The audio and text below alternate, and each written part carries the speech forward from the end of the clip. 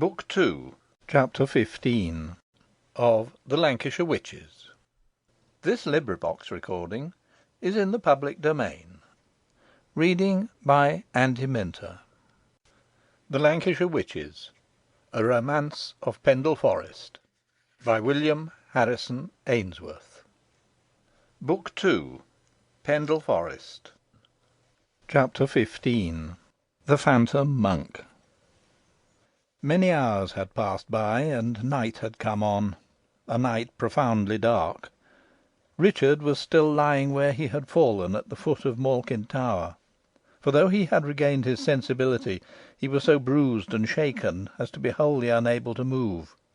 His limbs, stiffened and powerless, refused their office, and after each unsuccessful effort he sank back with a groan. His sole hope was that Mistress Nutter, alarmed by his prolonged absence, might come to her daughter's assistance, and so discover his forlorn situation; but as time flew by, and nothing occurred, he gave himself up for lost. On a sudden the gloom was dispersed, and a silvery light shed over the scene. The moon had broken through a rack of clouds, and illumined the tall mysterious tower, and the dreary waste around it. With the light, a ghostly figure near him became visible to Richard, which under other circumstances would have excited terror in his breast, but which now only filled him with wonder. It was that of a Cistercian monk. His vestments were old and faded, the visage white and corpse-like. Richard at once recognised the phantom he had seen in the banquet hall at the Abbey, and had afterwards so rashly followed to the conventual church. It touched him with its icy fingers, and a chillness like death shot through his heart. "Why dost thou trouble me thus, unhappy spirit?" said the young man. "Leave me, I adjure thee, and let me die in peace." "Thou wilt not die yet, Richard Assheton," returned the phantom, "and my intention is not to trouble thee, but to serve thee.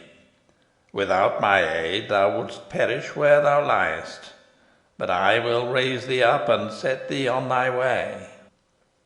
"Wilt thou help me to liberate Alizon?" demanded Richard.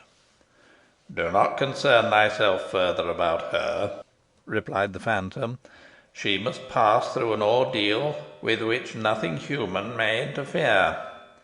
If she escape it, you will meet again. If not, it will be better that thou shouldst be in thy grave than see her. Take this phial. Drink thou the liquid it contains, and thy strength will return to thee." "How do I know thou art not sent hither by Mother Demdike to tempt me?" demanded Richard, doubtfully. "I have already fallen into her snares," he added, with a groan. "I am Mother Demdike's enemy, and the appointed instrument of her punishment," replied the monk, in a tone that did not admit of question. "Drink, and fear nothing."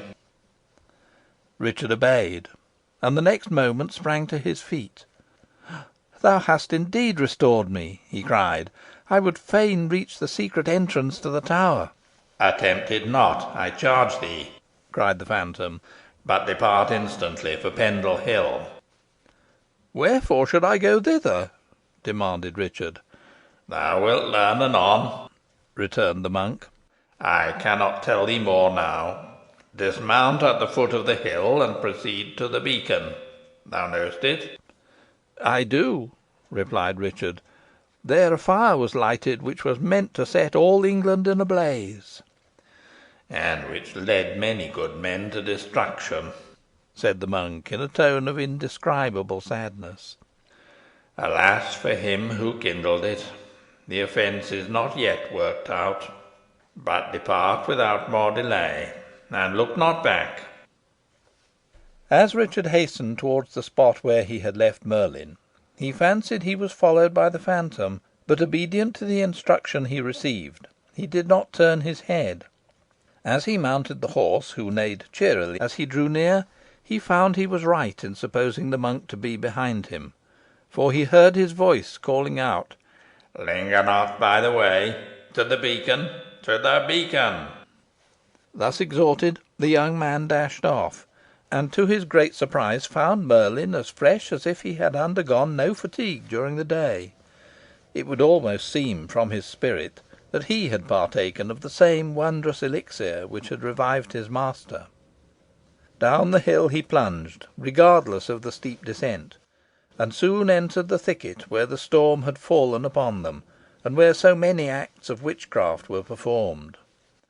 Now neither accident nor obstacle occurred to check the headlong pace of the animal, though the stones rattled after him as he struck them with his flying hoof. The moonlight quivered on the branches of the trees and on the tender spray, and all looked as tranquil and beautiful as it had so lately been gloomy and disturbed. The wood was passed, and the last and steepest descent cleared. The little bridge was at hand, and beneath was Pendle Water, rushing over its rocky bed, and glittering like silver in the moon's rays. But here Richard had well nigh received a check. A party of armed men, it proved, occupied the road leading to Rough Lee, about a bow shot from the bridge, and as soon as they perceived he was taking the opposite course, with the apparent intention of avoiding them, they shouted to him to stay. This shout made Richard aware of their presence, for he had not before observed them, as they were concealed by the intervention of some small trees; but though surprised at the circumstance, and not without apprehension that they might be there with a hostile design to Mistress Nutter, he did not slacken his pace. A horseman, who appeared to be their leader, rode after him for a short distance, but finding pursuit futile, he desisted, pouring forth a volley of oaths and threats, in a voice that proclaimed him as Sir Thomas Metcalfe. This discovery confirmed Richard in his supposition that mischief was intended Mistress Nutter, but even this conviction, strengthened by his antipathy to Metcalfe, was not sufficiently strong to induce him to stop. Promising himself to return on the morrow, and settle accounts with the insolent knight, he speeded on, and passing the mill, tracked the rocky gorge above it, and began to mount another hill. Despite the ascent, Merlin never slackened his pace, but though his master would have restrained him, held on as before. But the brow of the hill attained, Richard compelled him to a brief halt. By this time the sky was comparatively clear, but small clouds were sailing across the heavens, and at one moment the moon would be obscured by them, and the next burst forth with sudden effulgence. These alternations produced corresponding effects on the broad, brown, heathy plain extending below, and fantastic shadows were cast upon it, which it needed not Richard's heated imagination to liken to evil beings flying past. The wind, too, lay in the direction of the north end of Pendle Hill, whither Richard was about to shape his course, and the shadows consequently trooped off towards that quarter. The vast mass of Pendle rose in gloomy majesty before him, being thrown into shade, except at its crown, where a flood of radiance rested. Like an eagle swooping upon his prey, Richard descended into the valley, and like a stag pursued by the huntsman, he speeded across it. Neither dyke, morass, nor stone wall checked him or made him turn aside, and almost as fast as the clouds hurrying above him, and their shadows travelling at his feet, did he reach the base of Pendle Hill. Making up to a shed, which, though empty, luckily contained a wisp or two of hay, he turned Merlin into it, and commenced the ascent of the hill on foot. After attaining a considerable elevation, he looked down from the giddy heights upon the valley he had just traversed. A few huts, forming the little village of Barley, lay sleeping in the moonlight beneath him, while further off could be just discerned Goldshaw, with its embowered church. A line of thin vapour marked the course of Pendle Water, and thicker mists hovered over the mosses. The shadows were still passing over the plain.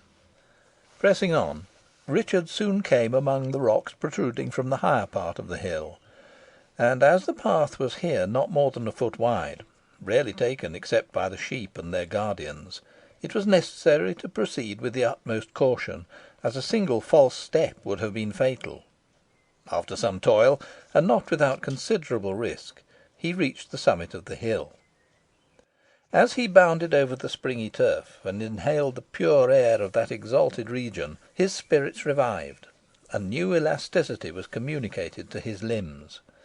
He shaped his course near the edge of the hill, so that the extensive view it commanded was fully displayed, but his eye rested on the mountainous range on the opposite side of the valley, where Malkin Tower was situated.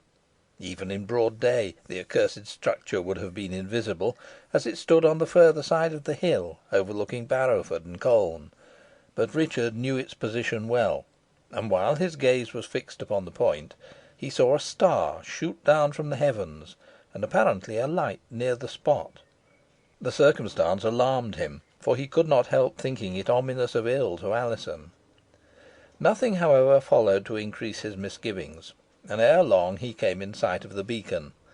The ground had been gradually rising, and if he had proceeded a few hundred yards further, a vast panorama would have opened on him, comprising a large part of Lancashire on the one hand, and on the other an equally extensive portion of Yorkshire. Forest and fell, black moor and bright stream, old castle and stately hall, would have then been laid before him as in a map. But other thoughts engrossed him, and he went straight on. As far as he could discern, he was alone on the hill top, and the silence and solitude, coupled with the ill report of the place, which at this hour was said to be often visited by foul hags for the performance of their unhallowed rites, awakened superstitious fears in his breast. He was soon by the side of the beacon.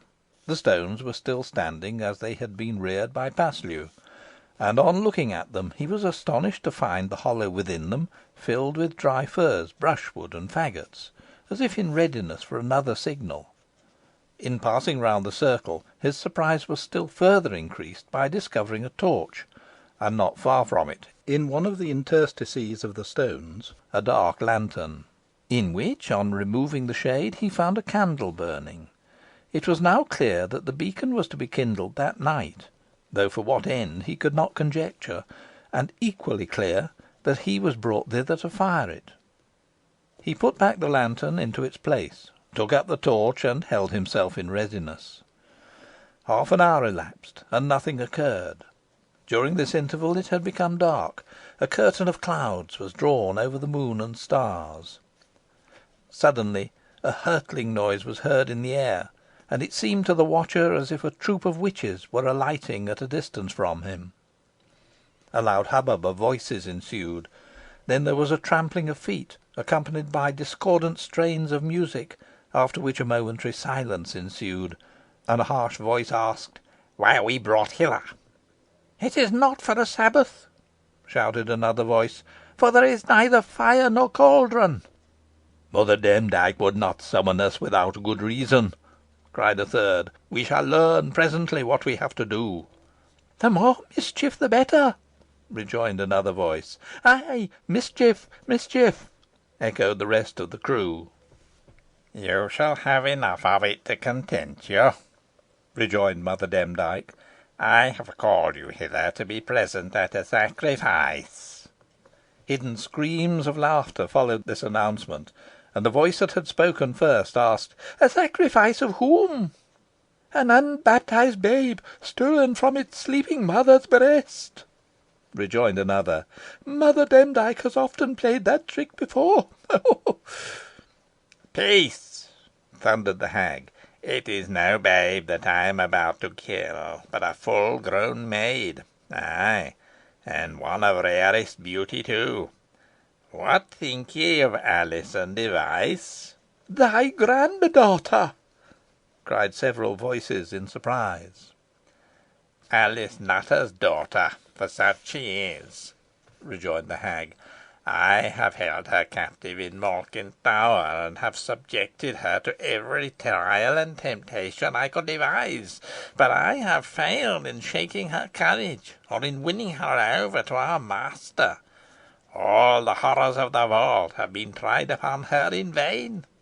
Even the last terrible ordeal, which no one has hitherto sustained, proved ineffectual. She went through it unmoved." "Heaven be praised!" murmured Richard.